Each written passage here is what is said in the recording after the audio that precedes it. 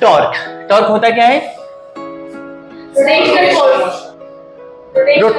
Rotational force, ऐसा force जो rotation provide करे, वो है टॉर्क। टॉर्क का जो फॉर्मूला होता है, अगर यहां पर कोई इस तरीके से कोई रॉड है जो फ्री टू रोटेट है, अगर इस पर F फोर्स लगाया जाता है तो ये रेडियस ऑफ रोटेशन बनता है। जो टॉर्क होता है वो इस तरीके से रोटेट होगा ये, तो टॉर्क इज इक्वल टू हो जाएगा force into radius of rotation. अब यहां पर in vector form torque is equal to R cross F होता है। डन। क्रॉस प्रोडक्ट कैसे निकालते हैं पता ही है, R vector is equal to R1 I cap, R2 J cap, R3 K cap and F force vector is equal to F1 I cap, F2 J cap plus F3 K cap. इस तरीके से होगा तो R cross F क्या हो जाएगा, mode of R I cap, J cap, K cap, R1 R2 R3 F1 F2 F3। ध्यान रखना ये नीचे और ये ऊपर नहीं ले सकते हम लोग, क्योंकि A cross B is not equal to B cross A, दोनों में नेगेटिव का फर्क आता है। ठीक है, तो डायरेक्शन ऑफ टॉर्क बदल जाएगा, मतलब इधर घूमना चाहिए तुम्हारा रिजल्ट आएगा, इधर घूमना चाहिए। डन। तो ये था टॉर्क का बेसिक, इसको लिख लो, आगे चलते हैं। ये तुम लोगों ने कर रखा है बट इसको नोट कर लो, फिर आगे चलेंगे एज अ नोट। हमेशा R होगा। चलो अब इसमें एक क्वेश्चन है कि ये एक सीसॉ है जो कि पूरा 10 मीटर का है। ठीक, यहां पर एक बच्चा बैठा है और यहां पर एक बच्चा बैठा है। ठीक है, अब इसका मास जो है ये है 40 kg और इसका मास जो है लेते हैं 50 kg है, मान लो 50 kg। देन अब ये दोनों खेलना चाहते हैं, ये सेंटर के एंड पे बैठा है, तो ये कहां पे बैठे, सेंटर पे एंड का मतलब क्या हो गया, 5 मीटर पे बैठा है सेंटर से, ये कहां पर बैठे कि दोनों बैलेंस कंडीशन में सीसॉ एंजॉय कर सके। चलो इसको मैं सॉल्व करता हूं। सबसे पहले दो तरीके का मोशन होता है, एक ट्रांसलेशनल मोशन और एक होता है रोटेशनल मोशन। ट्रांसलेशनल मोशन जब ऑब्जेक्ट अपनी पोजीशन शिफ्ट करता है, वो लीनियरली आगे बढ़ता है, दैट इज कॉल्ड ट्रांसलेशन। एक होता है रोटेशन जो अपनी पोजीशन पे रोटेट करता है। देन यहां पर ट्रांसलेशन का कोई मतलब नहीं है, सिर्फ रोटेशन की बात हो रही है। अब जब रोटेशनल मोशन में हमें क्या करना है, हमें चाहिए रोटेशनल इक्विलिब्रियम। सीसॉ पे रोटेशनल इक्विलिब्रियम रहेगा तभी तो आराम से ऊपर नीचे होगा। क्लियर है? तो रोटेशनल इक्विलिब्रियम का मतलब होता है कि क्लॉकवाइज टॉर्क और एंटी क्लॉकवाइज टॉर्क बराबर होना चाहिए अबाउट एनी पॉइंट। ठीक है, अगर यहां से होल्ड करें, सिंपल, जो पहले सामान तोलने के लिए तराजू यूज किया करते थे, है ना, ऐसे उठा के, तो इधर और इधर सामान जब बराबर होता था तो ये जो डंडी होती थी सीधी हो जाती थी, ये वाला वेट, इधर का वेट इस वाली डंडी को रोटेट कर रहा है ऐसे, और इधर वाली डंडी इसको रोटेट कर रही है ऐसे। दोनों को इक्वल कर दे, रोटेशन नहीं होगा, हम कहते हैं कि दोनों साइड का वेट बराबर है। तो ये था वेट और ये था इसका radius of rotation. Clockwise torque is equal to anti clockwise torque. समझ आ रही है बात? तो इसका जो वेट mg नीचे काम कर रहा होगा, दैट इज 40 इंटू 10 400 न्यूटन, और इसका नीचे काम कर रहा होगा 500 न्यूटन। ठीक है, इसके लिए रेडियस ऑफ रोटेशन मान लेते हैं x, और इसके लिए हमें पता है कि 5 मीटर्स है। अब क्या होता है, अब यहां पर देखो, ये जो है किस डायरेक्शन में घुमा रहा है इस सीसॉ को, क्लॉकवाइज, और ये घुमा रहा है एंटी क्लॉकवाइज। ठीक है, तो हम लिखते हैं for rotational equilibrium clockwise torque is equal to anti clockwise torque. तो force into perpendicular distance that is 500x is equal to 400 into 5। समझ आ गई बात? अब चीजों को मैं थोड़ा सा बदलूंगा। नेक्स्ट क्वेश्चन ये है, एक बीम है जिसमें दो पॉइंटेड सपोर्ट लगाए गए हैं। बीम की जो पूरी लेंथ है वो लेंथ जो है, चलो इसको मैं बी और ए लेता हूं, गिवन है A B is equal to 70 centimetre. ठीक है, मास जो है इसका 4 kg है ए बी का। डन। दो पॉइंटेड सपोर्ट पे जब हम रखेंगे तो N1 और N2 नॉर्मल रिएक्शन फोर्सेस होंगे। अब यहां पर बीच में इसका mg काम कर रहा होगा, दैट इज 40। तो N1 N2 20-20 हो जाएगा इक्वल। ये था यहां से 10 सेंटीमीटर पे और ये था यहां से 10 सेंटीमीटर पे। ठीक है, दोनों पॉइंटेड सपोर्ट एंड से 10 सेंटीमीटर अंदर है। अब क्वेश्चन है N1 N2 अभी तक तो बराबर है। अब यहां से अगर यहां से 20 सेंटीमीटर पे एक 6 kg का लोड रख दिया गया, अब N1 N2 क्या होगा ये क्वेश्चन है।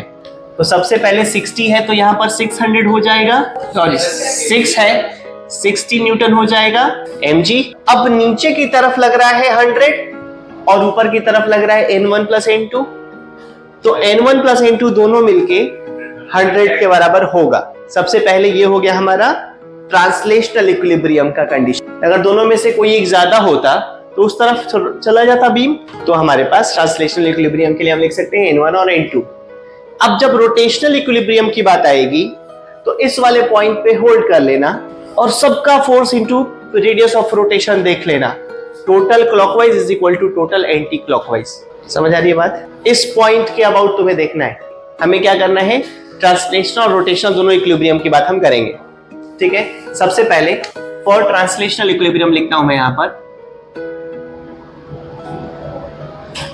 फॉर ट्रांसलेशनल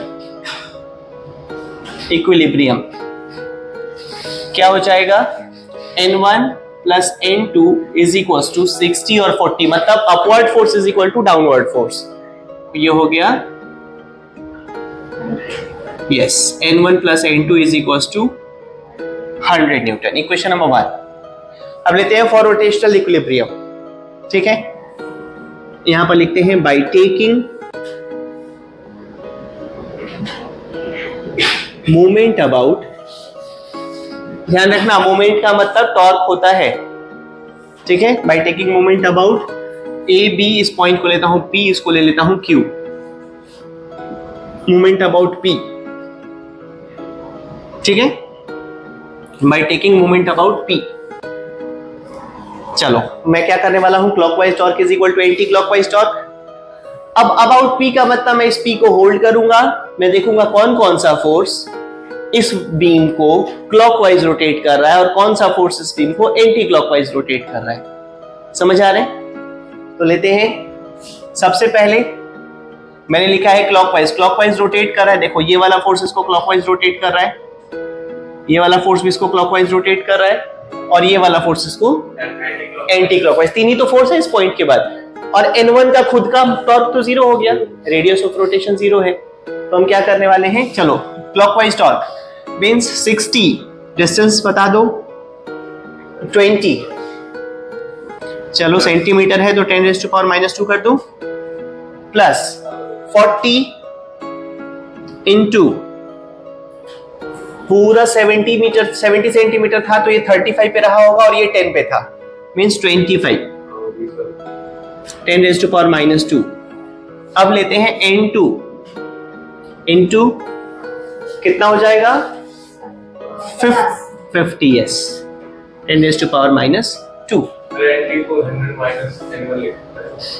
हाँ,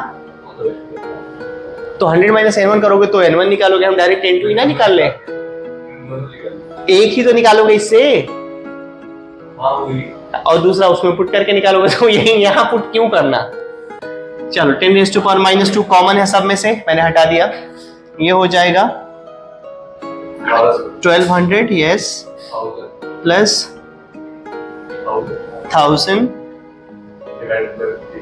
is equal to N2 into 50। चलो N2 आ गया हमारे पास 2200/50, मतलब 44 न्यूटन। सही है, ओके। अब from equation 1 N1 plus 44 is equals to 100. N1 is equals to 56 Newton. समझ आई बात? ये एक सर्कुलर डिस्क था, ठीक है, जिसका रेडियस जो था, रेडियस सर्कुलर डिस्क का जो रेडियस था वो 22 सेंटीमीटर था। डन। अब इस डिस्क का सेंटर ऑफ मास कहां पर है? उसके सेंटर पे। अब सेंटर ऑफ मास बताना, जब इसमें से इस डायमीटर का मैंने एक पार्ट कट करके निकाल दिया, इसको मैंने कट करके हटा दिया, अब ये जो बचा हुआ पार्ट है इसका सेंटर ऑफ मास इधर शिफ्ट हो जाएगा, ठीक है। अब इसका जो डायमीटर है वो हमारा, चलो स्मॉल आर ले लेता हूं, 11 centimetre. Done. Find the centre of mass of the remaining disc, ये क्वेश्चन है। ओके, रिमेनिंग डिस्क जो है उसका सेंटर ऑफ मास शिफ्ट हो जाएगा इधर, और वो इस O पॉइंट के अबाउट रोटेट करेगा ऐसे, दैट इज एंटी क्लॉकवाइज। अगर ये वाला डिस्क जो हमने निकाला है वो अगर हम वहां पुट कर देते तो वो अपना टॉर्क यहां प्रोड्यूस करने लगता क्लॉकवाइज, और दोनों टॉर्क इक्वल हो जाते और O पॉइंट पे हमारा डिस्क बैलेंस हो जाता। इसका मतलब अबाउट O ये इनिशियली रोटेशनल इक्विलिब्रियम में था, है ना। तो मैं छोटे वाले डिस्क का टॉर्क ले रहा हूं O के अबाउट इस पॉइंट पे, दोनों का मुझे टॉर्क इक्वल कर देना है, हमें x मिल जाएगा, ठीक है। मेन पंगा मास का है, राइट। मान लेते हैं let surface mass density is equals to sigma, तो जो m होगा sigma into pi r square minus pi r square, remaining disc का एरिया इतना ही होगा। और अगर स्मॉल m की बात करें तो sigma into pi r square चलेगा। स्मॉल n कैपिटल n में बात कर लेते हैं और बाद में वैल्यूज पुट कर लेंगे। तो clockwise torque is equal to anti clockwise torque. अब इसको साफ कर लेते हैं। क्लॉकवाइज टॉर्क कौन प्रोड्यूस कर रहा है? छोटा वाला डिस्क। हम लेते हैं mg इंटू 11 सेंटीमीटर, 10⁻⁻² कर रहा हूं, ठीक है। ये देखो, अगर हम टॉर्क ले रहे हैं, दोनों साइड इक्वेट कर रहे हैं, तो सेंटीमीटर को मीटर में नहीं भी बदलेंगे तो चलेगा, बट एक हैबिट के लिए आदत डालो कि हाँ सेंटीमीटर है तो मीटर में लेके चलेंगे। अब इसके बाद इज इक्वल टू क्या हो जाएगा? mg इंटू ये फोर्स होता है ना, वेट इसका, mg इंटू क्या हो गया? x। डन। चलो g से g को कट कर लेते हैं, x क्या बना? Small m upon capital M into 10⁻⁻² into 11। चलो अब x की वैल्यू निकाल देते हैं। x क्या हो जाएगा? Small m that is sigma into pi r square and capital M sigma, pi common ले लेता हूं, capital r square minus small r square into 11 into 10⁻⁻², यही है ना। चलो सिग्मा पाई तो गया, आर स्क्वायर इज 11 का इंटू 10⁻⁻² का square, and this is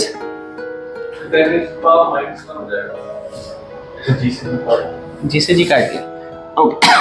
are square is, चलो 22 का स्क्वायर माइनस 11 का स्क्वायर, दोनों में से 10⁻⁻⁴ कॉमन आ जाएगा, इधर 11 इधर 10⁻⁻²। देख लो, क्लियर है ना। इसमें भी 10⁻⁻² का स्क्वायर था, इसमें भी 10⁻⁻² का स्क्वायर था, 10⁻⁴ मैंने बाहर ले लिया। अब 11 इंटू 11 10⁻⁻⁴ डिवाइडेड बाई, इसको a plus b a minus b में चेंज कर लेते हैं, है ना। ये हो गया 33 इंटू 11 10⁻⁻⁴, ऊपर था 11 इंटू 10⁻⁻², ठीक है ना। फॉर्मूला कि मैंने यूज किया a plus b a minus b, direct हो गया। अब यहां से ये गया, ये 3 हुआ, ये गया, क्या बचा? 11/3 into 10⁻⁻² metre. This is x, that is 3 0.66 10⁻⁻² metre. ये था सेंटर ऑफ मास की पोजीशन है ये। ठीक है, और इस पॉइंट पे अब चलो एक क्वेश्चन दे देता हूं, वो तुम करके ले आना।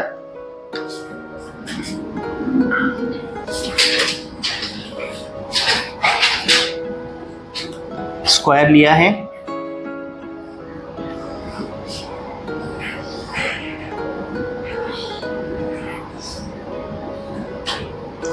और इस वाले पार्ट को काट के हटा दिया मैंने। इसके सेंटर ऑफ मास की नई सी पोजीशन बता दो क्या होगी अगर ये O था तो। ठीक है, किसको काट के हटा दिया? इस वाले पार्ट को। ये क्वेश्चन है, साइड ले लेना 4 सेंटीमीटर। 4 सेंटीमीटर साइड का एक स्क्वायर है।